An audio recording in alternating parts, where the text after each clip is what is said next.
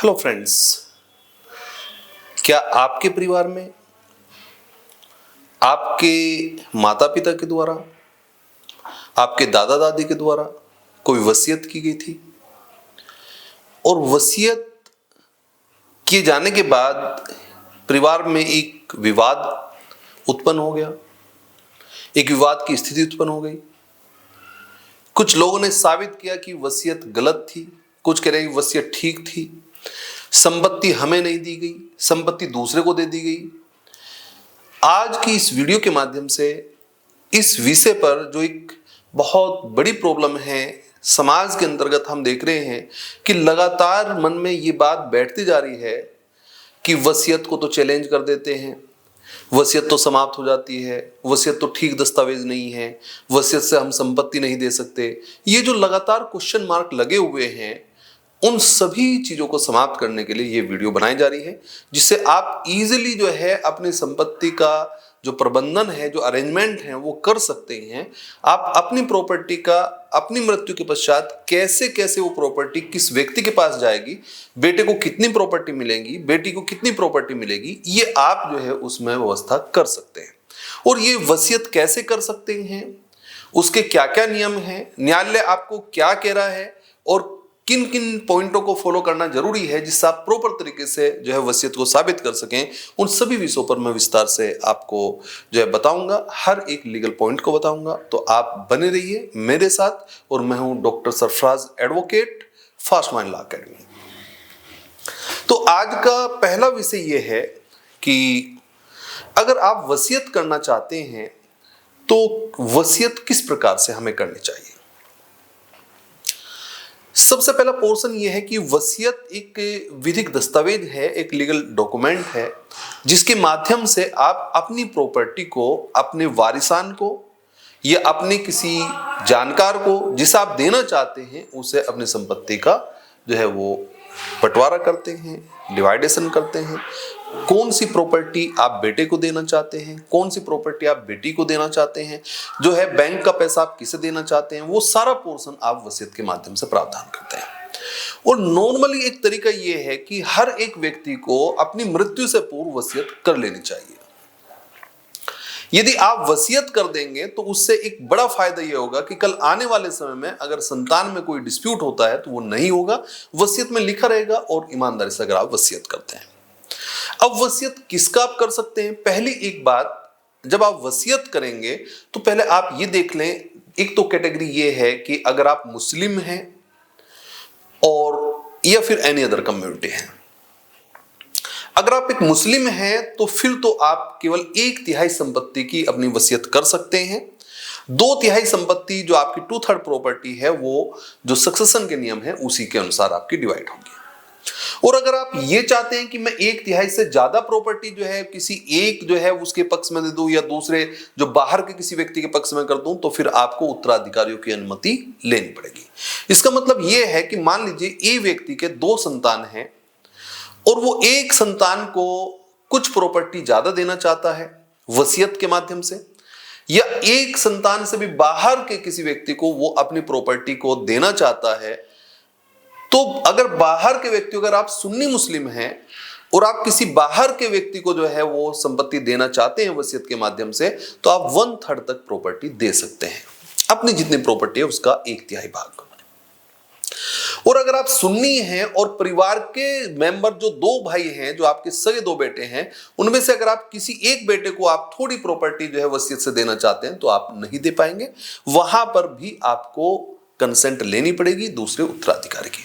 इसका मतलब 2 नियम हुए। अगर आप सुन्नी हैं तो सुन्नी के अंतर्गत 2 नियम हुए कि अगर आप सुन्नी मुस्लिम हैं और आप अपनी प्रॉपर्टी को घर से बाहर के किसी व्यक्ति के नाम वसीयत करना चाहते हैं तो आप कर तो सकते हैं, लेकिन केवल 1/3 संपत्ति कर सकते हैं। भले ही आपकी वो सेल्फ अर्न प्रॉपर्टी हो तो भी आप केवल 1/3 प्रॉपर्टी कर सकते हैं। और अगर इससे ज्यादा करना चाहते हैं तो जो आपके बेटे हैं, बेटी हैं, जो आपके सक्सेसर हैं, उनसे आपको अनुमति लेनी पड़ेगी, तब आप कर सकते हैं।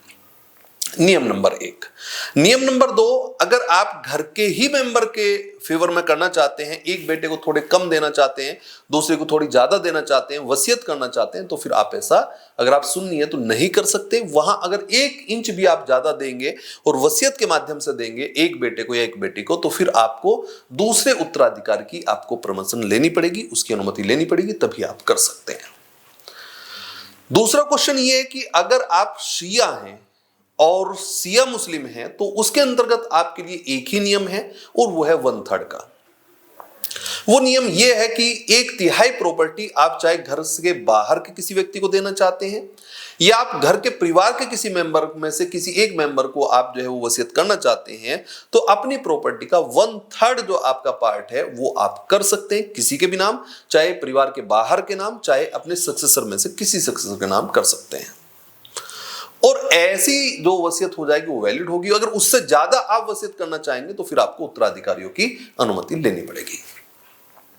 ये वाला पोर्शन बस सेपरेट है, बाकी वसीयत के सारे नियम बिल्कुल सेम टू सेम है, वही चीजें जो सब पे एप्लीकेबल हैं। अगर आप हिंदू हैं, आप सिख हैं, आप ईसाई हैं, जो पोर्शन एक वसीयत का है वो सब पे लागू होगा। बस मुस्लिम्स के लिए ये एक पोर्शन था जो मैंने आपको एक्स्ट्रा बताया। अब मैं आपको बताना चाह रहा हूं कि अगर आप वसीयत करना चाहते हैं तो सबसे पहले आप ये देख लें कि आप किस प्रॉपर्टी की वसीयत करना चाह रहे हैं। क्या वो प्रॉपर्टी आपकी सेल्फ फंड प्रॉपर्टी है? अगर आपकी प्रॉपर्टी सेल्फ फंड प्रॉपर्टी है और आप उसकी वसीयत करना चाहते हैं तो आप उसकी वसीयत कर सकते हैं। नंबर 1, वो डाउटफुल प्रॉपर्टी ना हो। नंबर 2, उस पर कोर्ट के अंतर्गत कोई सूट दाखिल ना हो, पहले से पेंडिंग केस ना चल रहा हो। नंबर 3, वो प्रॉपर्टी आपके नाम होनी चाहिए, आप उसके एब्सोल्यूट ओनर होने चाहिए, तब आप उसकी वसीयत कर सकते हैं। वसीयत करते समय आपको यह ध्यान रखना है कि वसीयत एक डॉक्यूमेंट के माध्यम से जिससे आप करेंगे उसके लिए कोई ऐसा नियम तो नहीं रखा गया कि उसे रजिस्टर्ड कराएं या प्रॉपर ऐसे डॉक्यूमेंट पे लिखें। एक प्लेन पेपर पे भी अगर आप लिखते हैं और वो अगर साबित हो जाती है कि हाँ ये प्रॉपर है और आप उस पर साइन करते हैं, आपके गवाह साइन करते हैं, तो वो भी वसीयत मानी जाती है। ऐसा नहीं है कि नहीं मानी जाती।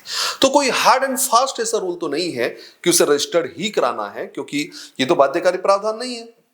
लेकिन अगर आप रजिस्टर्ड करा लेंगे तो बहुत अच्छा होगा, लेकिन रजिस्टर्ड कराने के बाद भी आपको एक अटेस्टेड विटनेस को आपको बुलाना पड़ेगा।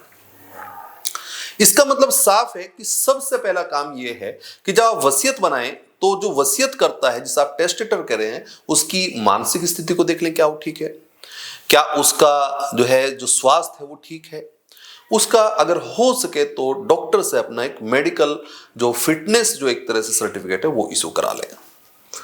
दूसरी बात, जब आप अपना जो है वो वसीयत बनाएंगे तो उसका वीडियोग्राफी करा लें या मोबाइल से रिकॉर्डिंग कर लें। तीसरी बात, एक जो गवाह आप रखेंगे वो कम से कम 2 गवाह होने चाहिए और वो गवाह ऐसे होने चाहिए जो न्यायालय में जा भी सके और अगर साबित करने की बात आई तो उसे साबित कर भी सके। तीसरी बात, जो गवाह आपके हैं वो भी जो है कम से कम अक्षम ना हो, वो सक्षम हो, स्वशिक्षित हो और जो है वो इस चीज को जानते हो। हर एक गवाह ने आपकी उपस्थिति में साइन किए हो और आपको भी उन्होंने साइन करते हुए देखा हो उस दस्तावेज पर। यह बात आप याद रखें। अपनी प्रॉपर्टी का सेपरेट जो है डिस्क्रिप्शन दें, वर्णन करें कि मेरे पास ये संपत्ति है, ये संपत्ति है, ये संपत्ति है, इस संपत्ति को मैं इस बेटे को दूंगा, इस संपत्ति को मैं इस बेटे को। बिल्कुल एब्सोल्यूट और क्लियर जो है वो अपना वर्णन रखें, जिससे जो है वो प्रॉपर्टी का जो है क्लियर तरीके से जो है वो पता चले। दूसरा एक पोर्शन ये है कि जब आप जो है प्रॉपर्टी का वर्णन कर रहे हैं तो उसके साथ साथ अपने जो है सभी चीजों को जो है आप ये देखें कि क्या उस पे साइन है, सिग्नेचर है, वो प्रॉपर हुए हैं या नहीं है। और एक प्रॉपर एडवोकेट से या जो प्रॉपर जॉब कर रहे हैं उन्हीं से जो है आप वसीयत को बनाएं। ऐसा तो नहीं है कि वसीयत के संबंध में अगर वसीयत आपने की है तो फिर वसीयत को चैलेंज अगर किया गया है तो 2 चीजें आपको याद रखनी है। अगर दूसरी पार्टी चैलेंज कर देती है कि भाई ये वसीयत जो है की गई है, क्यों की गई है, तो वहां पर आपको इसके लिए दिखाना पड़ेगा कि मान लीजिए एक दो बेटे आपके हैं और एक बेटे को आप वसीयत में प्रॉपर्टी नहीं दे रहे हैं, तो ये एक चैलेंज का आधार तो है। अब वो जब चैलेंज करेगा तो चैलेंज करते समय वो आपको इस बात को दिखाने की पूरी कोशिश करेंगे कि आपकी मानसिक स्थिति ठीक नहीं थी, आप पे दबाव डाला गया था, आप जो है वो एक तरह से प्रताड़ित किया गया था, वो आपने डर में जो है वसीयत की है, वो सारी चीज जो है शो करने की कोशिश करेंगे। नॉर्मली एक बात आप जानते हैं कि वसीयत होने के बाद जब वसीयत करता जो टेस्टेटर होता है, जब उसकी मृत्यु हो जाती है, उसके बाद वसीयत प्रभावी होती है। अब ये जो प्रभावी होती है, इसका जो टाइम पीरियड है, ये कब से स्टार्ट होगा, कब तक आप इसे चैलेंज कर सकते हैं। मान लीजिए कि ए व्यक्ति ने अपनी संपत्ति की वसीयत कर दी, दो बेटे थे, और जो सेल्फ अर्न प्रॉपर्टी थी उसने उसमें से आधी प्रॉपर्टी जो है, आधी से ज्यादा प्रॉपर्टी एक बेटे के जो है वसीयत कर दी। दूसरे बेटे को नहीं पता था इस बात का।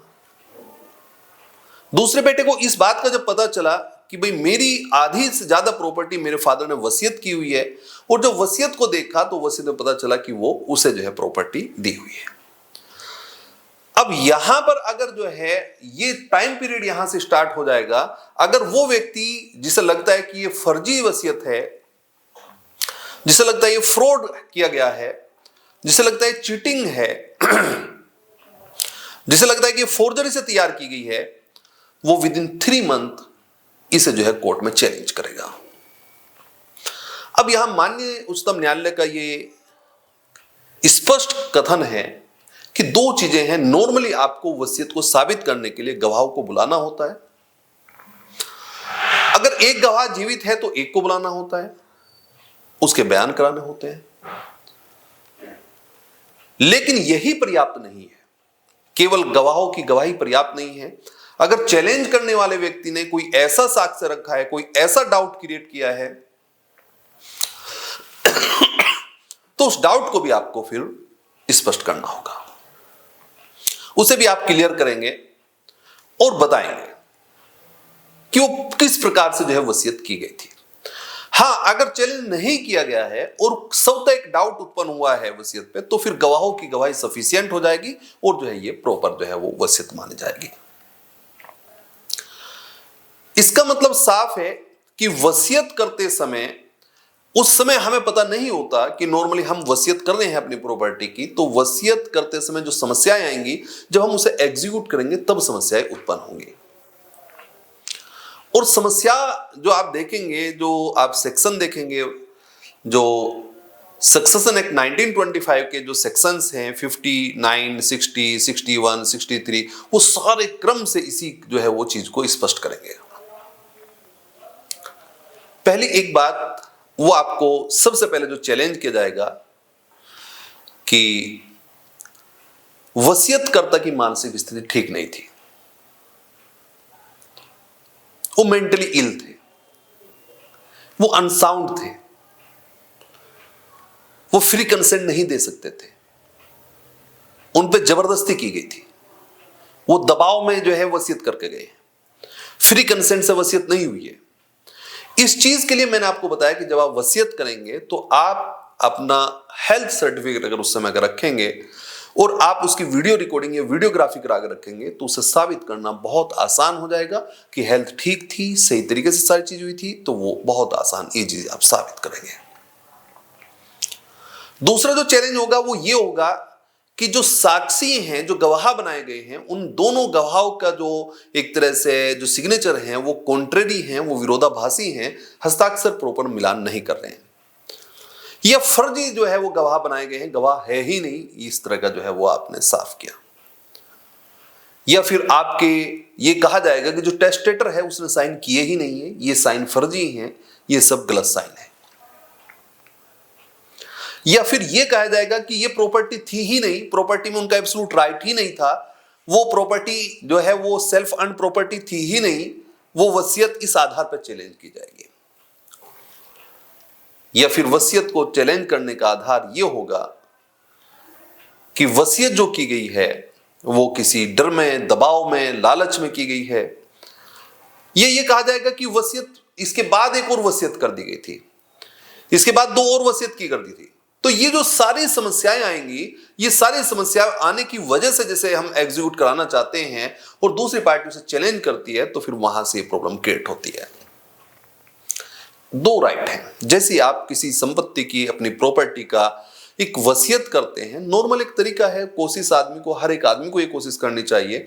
कल अगर आज आपने मेहनत करके कोई जमीन, कोई मकान, कोई दुकान, कोई चीज बनाई है, आपकी मृत्यु के बाद भाइयों में झगड़ा हो और वो मकान जमीन पर आ जाए और वो पूरा टूट जाए, तो आप ये नहीं चाहेंगे। कोई भी आदमी नहीं चाहेगा कि आपने बहुत मेहनत की थी, अपने बच्चों से प्यार किया था, मकान बनाए थे, लेकिन जैसे ही आप जाएंगे तो भाइयों की, जो उनकी, आपके बच्चों की शादी हो गई थी, तो शादी के बाद उनमें एक विवाद उत्पन्न होगा और विवाद उत्पन्न होने के बाद कोई कहेगा मैं इसी घर को लूंगा, कोई कहेगा नहीं जमीन को बराबर करो, कोई कहेगा नहीं इस जमीन को तोड़ो, कोई, जब आपने लाखों करोड़ रुपए जो लगाए हैं वो पूरे मकान खंडर हो जाएंगे और जमीन का बंटवारा जब होगा तो वो हिस्सों में जो है डिवाइड हो जाएगी। ये बात आप जानते हैं।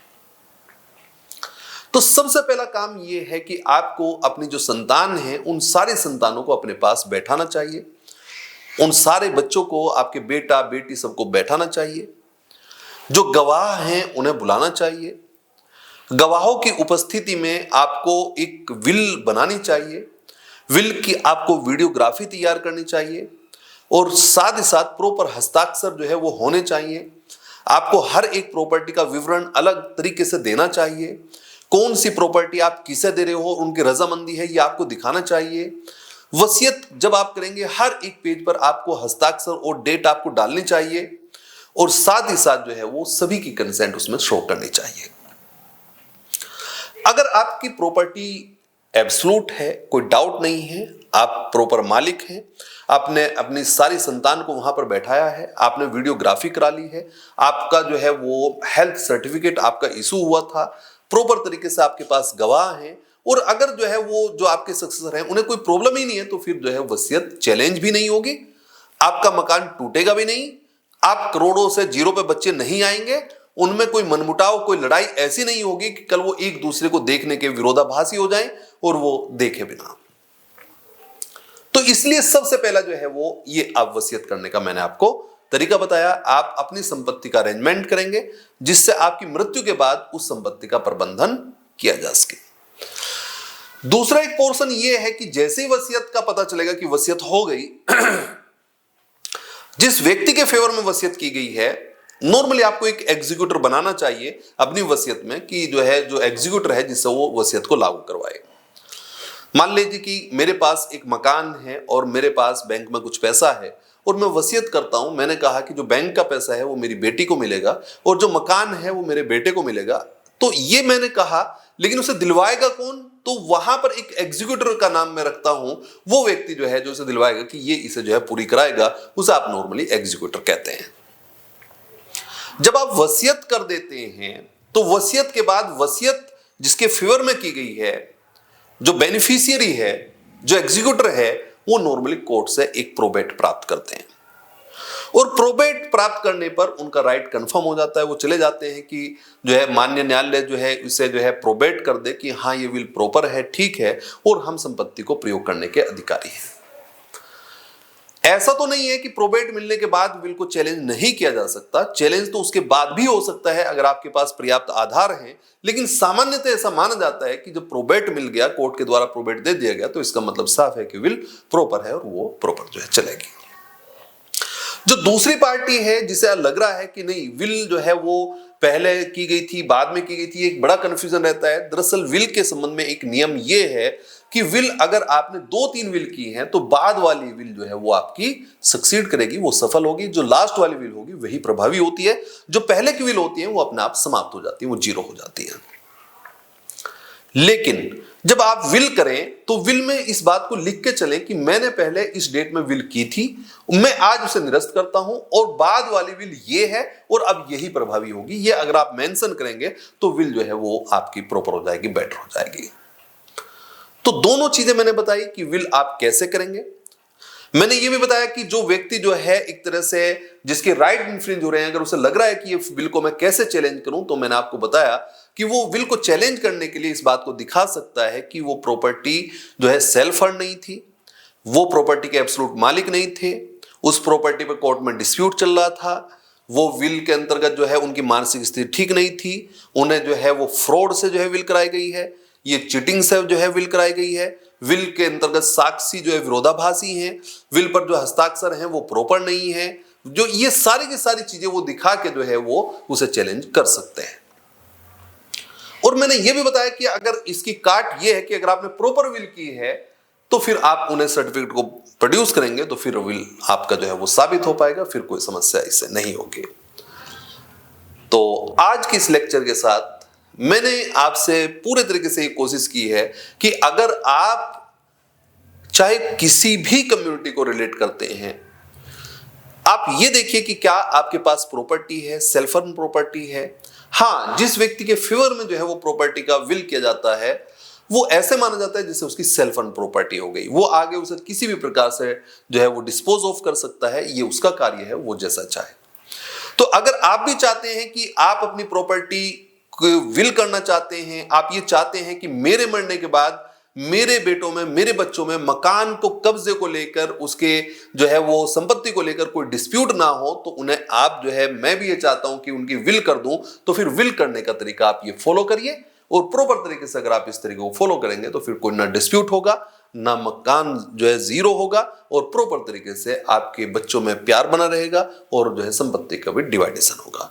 अगर आपको ये वीडियो अच्छी लगी है तो आप इसे शेयर करिए, लाइक करिए, और आशीर्वाद के रूप में कमेंट आप दे सकते हैं। आज के लिए धन्यवाद। मैं हूं doctor Sarfaraz advocate, fast mind law academy.